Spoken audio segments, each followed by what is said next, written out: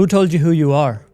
Right now, March 2026, researchers estimate that up to 90% of online content could be synthetically generated. Deepfakes, AI text, fabricated stories designed to look like the truth. And UNESCO just gave it a name. A crisis of knowing. Not a crisis of information, we have more of that than ever. A crisis of knowing. Of being able to tell what's real from what someone wants you to believe. But here's what no one's talking about. This crisis isn't just about the news, it's about you. Because if you can't tell the difference between knowledge and noise out there, how are you supposed to tell the difference in here? In the year 2000, a neuroscientist at University College London did something nobody had tried before. She took 16 London taxi drivers, men who had spent years memorizing every street, every turn, every back alley in a city of 9 million people, and she scanned their brains. What she found rearranged what science understood about the adult brain. Their posterior hippocampus, the region responsible for spatial memory and navigation, was physically larger than average. Not because they were born different, because what they learned changed the physical structure of their brain. The longer they'd been driving, the larger it grew. Knowledge didn't just give them a skill. It literally reshaped the organ that houses who they are. I'm Suraj. I connect neuroscience, psychology, and philosophy to find ideas that actually help you grow. And this episode is the one that I've been building toward. Because today we are going to dismantle the single biggest lie most of us carry without realizing it. The lie is this: that your identity was decided at birth by your family, your culture, your circumstances, and that your job for the rest of your life is to fit into that story. I'm going to show you why neuroscience says that's fiction, why an ancient text said it 3,000 years earlier, and why the most powerful thing that you can ever do for yourself isn't change your job, your city, or your name. It's to change what you know. And by the end of this, you'll understand why the Gita placed knowledge above everything. Above birth, above status, above even action itself, and how that maps onto a framework neuroscience is only now catching up to. Let me start with something uncomfortable, because we all do this, and most of us don't notice. We label ourselves. I'm an introvert. I'm not a math person. I'm bad with money. I'm the quiet one. I'm the angry one. I'm the one who doesn't get picked. And here's the thing. Some of those labels were handed to you by people who meant well. A teacher who said, "You're not a science kid." A parent who said, "Our family doesn't do that." A culture that said, "People like us stay in this lane." And some of these labels you built yourself. From one bad experience, one failure, one moment where things didn't go your way. And instead of treating it as information, you absorbed it as identity. I know this because I've lived both versions. As a kid, growing up in India, one of my cousins was a lieutenant in the army, and I looked up to him deeply. He was the version of success I could see, so naturally my brain did what brains do. It took the available information and shaped a future identity around it. I was going to be a soldier. That was the plan. That was who I was becoming. And there was nothing wrong with that. It was a genuine identity built from genuine admiration. But it was also built from a very small window of information. That kid didn't know what else existed. He hadn't been exposed to anything beyond that one model. Then knowledge arrived. Through education, through exposure, through seeing paths that were invisible before. And that identity evolved. Not because the kid was wrong, because the kid learned more. The soldier identity didn't die. It got updated by a version of me that had access to a wider world. Then I moved. First generation immigrant, new country, new everything. Before I'd even had a chance to form my own interpretation of this place, I was already receiving other people's interpretation. People who had been here before me. Their experience, their stories, their warnings. You'll be treated a certain way because of your skin color, because you're Indian, because of your accent. And for a while, those interpretations became my identity. Not because I'd experienced any of it yet, but because the information arrived before my own experience did. It filled the vacuum, just like labels always do. But here's what actually happened. Over time, I had my own experiences, my own interactions, my own interpretations, and most of these preloaded stories, they didn't match. So I rewrote them. Not all of them, some were accurate, but many of them were someone else's truth that I had been carrying as my own. I rewrote my identity using my own knowledge, my own evidence, my own lived experience. Psychology calls this the self-concept, the mental model you build about who you are. Research from Daryl Bemp's self-perception theory shows that people don't discover who they are from some deep internal place. They infer it from their behavior, from feedback, from the environment they're in. You watch yourself act and you conclude, I guess that's who I am, which means, and this is critical, your identity isn't a fact, it's an interpretation based on the information available to you at the time. Change the information, you change the interpretation. Change the interpretation, you change who you are. Now let me show you what's happening inside your skull when the knowledge arrives. Your brain isn't a hard drive. It doesn't store data and stay the same shape. It's more like a river system.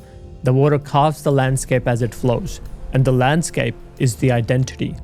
Neuroscience calls this neuroplasticity, the brain's ability to physically reorganize itself in response to experience. And for most of human history, scientists believe this only happened in children. Once you hit adulthood, the thinking went. Your brain was set, fixed, done. We now know that's completely wrong.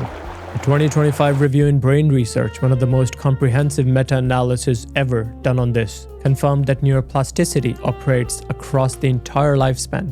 Your brain is constantly rewiring. Synaptic connections strengthen when used, weaken when neglected. New neural pathways form when you learn something that challenges your existing model of reality. But here's where it gets personal. There's a network in your brain called the default mode network, the DMN.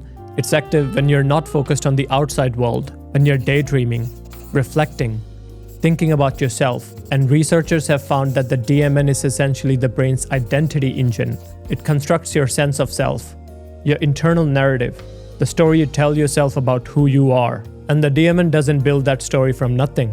It builds it from the information it has, from your memories, your experience, and crucially, from your knowledge. Feed it new knowledge, and it integrates that knowledge into the story. The story updates, the self updates. So when someone says, I've always been this way, neuroscience says, no, you haven't. You've been the way your available information shaped you. Got new information? The shape changes. The London taxi drivers didn't just learn new streets. They grew a bigger brain. And you, every time you pick up a book, have a conversation that shifts your perspective, sit with an idea that makes you uncomfortable, you're literally in the process of becoming someone else. Now, 3,000 years before, neuroscientists scanned those taxi drivers' brains, and ancient text said the same thing. In language so direct, it almost feels reckless. Knowledge is greater than identity by birth. It's not about who you are, it's about what you know. Knowledge can redefine one's identity. Think about when this was written, 3,000 years ago. A world that was, let's be honest, deeply structured by birth. Your caste, your family, your role in society, all decided the day you arrived. That was radical then, it's still radical now. Because we still live in a world that labels by birth, your nationality, your socioeconomic background, the school on your resume, the last name that does or doesn't open doors. The Gita's argument isn't that those things don't exist. Of course they exist. Its argument is that they don't get the final word. Knowledge does. And before you push back, yes, some people are born with exceptional natural talent, a gift, a genetic edge. But here's the thing about talent without knowledge. It's like owning a MacBook Pro in the 18th century, the most powerful machine in existence, sitting on a wooden desk in a world with no electricity, no internet, no software, no context for what it can do. It's powerful, but it's useless because the environment hasn't developed the knowledge to activate it. Skill without knowledge is wasted potential. Skill with knowledge, that's pure excellence. And it's knowledge that makes the difference, not the hardware that you were born with. Darkness. Darkness is the state of not knowing, the state where you can't see what's in front of you, can't see what's possible, can't see who you actually are beneath the labels. And the weapon against that darkness? Not willpower, not hustle, not motivation, knowledge. The Gita calls it the fire that burns through ignorance. Liberation doesn't come from changing your circumstances, it comes from changing your understanding. And look at what neuroscience is now confirming. The default mode network, your brain's identity engine, rewrites itself based on new information. Neuroplasticity proves that the brain isn't fixed by birth. The Gita said, knowledge rewrites identity. Neuroscience says, the brain rewrites itself through learning. Same thesis, 3,000 years apart. Now, if knowledge rewrites identity, and I hope by now both the neuroscience and the philosophy have made that case, then the next question becomes, what kind of knowledge? Because here's where most people get it wrong. Not all knowledge is equal. And in a world where 90% of content might be synthetic, where deepfakes are indistinguishable from reality, and algorithms feed you what keeps you scrolling, not what helps you grow, this distinction is more important than it's ever been. There's a difference between true knowledge and borrowed belief. And most people never make the distinction. True knowledge is backed by three things: logic, feeling, and personal experience. You have thought it through, you have felt the weight, and you have tested it against your own life. That's real knowledge. It lives inside you. It's yours. What about borrowed belief? That's compliance with a pre-fed narrative. It's blindly trusting or believing in something because it's the easier thing to do, because everyone around you seems to agree, because saying yes to a popular opinion requires zero effort. And actually thinking for yourself requires energy, time, and the willingness to be uncomfortable. And look, the popular opinion might be correct. That's not the point here. The point is that accepting it without processing it through your own logic, your own feeling, your own experience, that doesn't elevate your knowledge. It just makes you a carrier of someone else's conclusion. This is the difference between true knowledge and propaganda, between insight and repetition, between a person who knows and a person who was told. And the Gita is razor sharp on this distinction. Knowledge, real knowledge, is composed of humility, nonviolence, tolerance, simplicity, purity, stability, self-control, awareness of birth, death, and old age, detachment, the ability to be comfortable alone, and a constant, relentless search for truth. Comment true knowledge for an in-depth video on this topic. Read that list. This isn't a definition of intelligence. It's a definition of character. The Gita is saying, when you truly know, when divine knowledge has actually landed in you, it doesn't make you louder. It makes you more humble. It doesn't make you rigid. It makes you tolerant. It doesn't make you restless. It makes you stable. And here's the intersection that I find fascinating. Someone with true knowledge and wisdom doesn't claim to be a know-it-all, because that's just feeding your ego, trying to feel superior. Someone with real knowledge actually learns to stay humble and curious through life, because things are always changing, evolving. New perspectives are always emerging, and being curious and humble is what lets you actually absorb them and evolve from within. Ignorance is thinking you know it all by 25, thinking everything else going on around you is noise. We live in a hyper-diverse world where morality, success, identity, all of it means different things depending on what culture, what geography, what tradition you come from. That doesn't make the other version evil. It's just different. And true knowledge gives you the humility to see that. Knowledge that makes you arrogant, that's not knowledge, that's ego wearing a graduation cap. You become what you think, and what you think is shaped by what you know. So what you know literally determines who you become. Not your birth certificate, not your passport, not the label someone stuck on you when you were 12. Alright, so this isn't just philosophy, this is a practice. And the question is, how do you actually use this? 3 practices, simple, start today. Practice 1, feed the machine. Your brain's identity engine, the default mode network, builds from whatever information it has. If the only input is social media and other people's opinions about your life, that's what the story gets built from. Garbage in, garbage identity. So you curate 30 minutes a day, not 30 hours, 30 minutes, of something that challenges how you see yourself or the world. It could be a book, a podcast from someone who thinks differently than you, a conversation with someone who has been where you want to go. You're feeding your brain with ideas that make the old labels obsolete. Practice 2, the ignorance audit. Name the darkness. Ask yourself, where am I operating from? Not knowing. Not knowing how money works. That creates anxiety. Not knowing how your body processes stress. That creates helplessness. Not knowing what you actually value. That creates drift. Once a week, sit down, write one sentence, I don't understand, blah, blah, and then spend time closing that gap. Not to become an expert, to remove the darkness, because every pocket of ignorance you illuminate changes how you see yourself and how you move through the world. And I'll be honest, I'm doing this audit on myself right now. One of the biggest gaps in my own knowledge is how I see and believe the universe and God to be. I don't have the answer yet, but I'm engaging with it through reading, through meditation, through honest internal dialogue. And that process, that's not weakness. That is the practice. I'm not the same person I was 2 years ago, and I won't be this person from 2 years from now. That forms part of having a more evolved, more personalized identity. One that isn't handed down. One that's built through direct engagement with the things you don't yet understand. Practice 3. The label inventory. Question the story. Write down the 5 labels you carry most often. I'm not creative. I'm not a leader. I'm not disciplined. I'm not the kind of person who does blah blah blah. Now ask yourself, is that a fact, or is it an interpretation based on old belief, old information? Because remember, your self-concept is built on the information available at the time. New information equals new interpretation equals new identity. The label, I'm not a reader, doesn't survive 6 months of reading. The label, I'm bad with money, doesn't survive actually learning how money works. The label was never permanent. You just hadn't learned past it yet. But here is the critical part. Don't just replace the old label with a new borrowed one.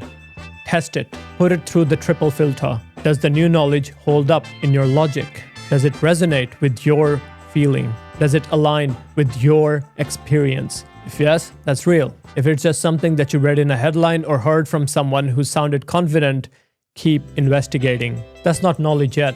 That's a candidate for knowledge. And I want to be clear, this isn't about becoming a different person every week. This isn't just believe in yourself motivation. This is neurological reality. Your brain physically changes when you learn. Your self-concept updates when you feed it new data. Your identity is not carved in stone. It's written in a language that responds to what you read, who you listen to, and what you're willing to sit with long enough to understand. And look, this connects to everything we have built so far. In episode 4, we broke down the desire-anger chain, how your senses hijack your decision-making.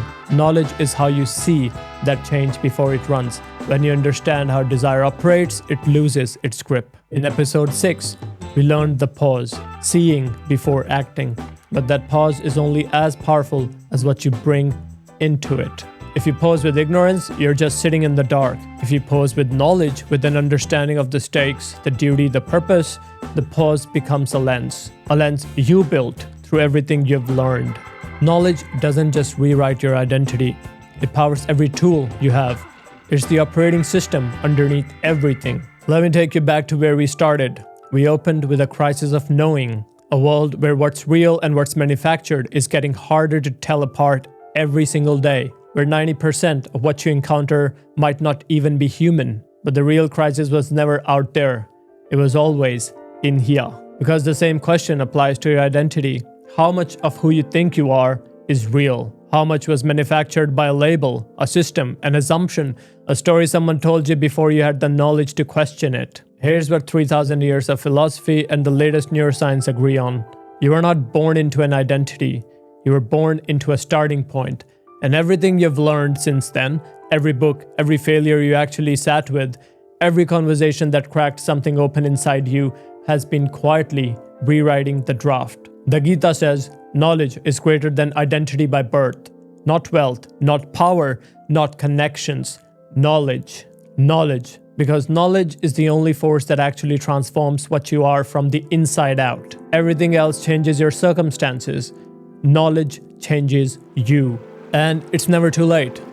Never too late. No matter how long you've carried the label, no matter how deep the ignorance, no matter how fixed the story feels. You're not your darkness. You are what you're capable of knowing. And what you're capable of knowing has no ceiling. So the real question was never, who am I?